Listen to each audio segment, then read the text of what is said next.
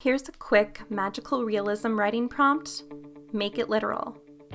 Start with an idiom. Cool as a cucumber, it's in the bag, getting cold feet. And your job is to marry the idiom definition to the literal definition. Take break the ice.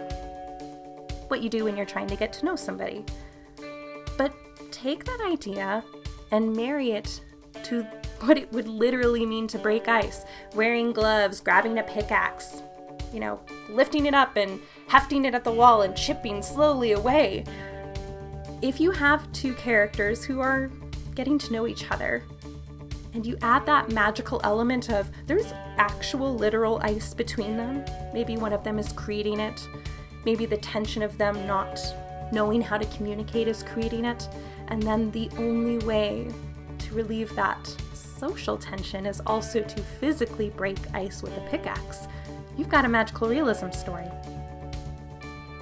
Where drifting apart means you're losing touch with someone, but literal drift is to be carried slowly by a current of air, water, or even continental drift.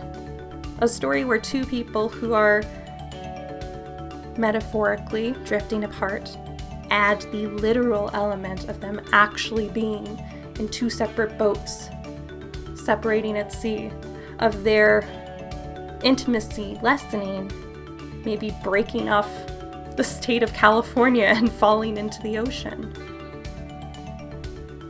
What about you're the light of my life? You make me happy, I love you, you're central to it. But if someone is literally light, they literally are a beam of light that you can see. They move faster than you. They adhere to different laws of physics than you, a human being. How do you love someone who's no longer a human being? Lots of incredible writers have taken idioms or expressions and kind of literalized them to a magical realism story. Dana Deal wrote a story about a husband who turns into a beam of light. Ben Laurie wrote a story about backstabbing, a friend with a knife in his back, both literally and figuratively betrayed a friend. Kevin Brockmeyer wrote The Ceiling, where the sky is falling as a ceiling that slowly descends over a town until the very end the characters are pressing their noses up against this polished obsidian glass ceiling. What makes these stories so enjoyable is their physicality.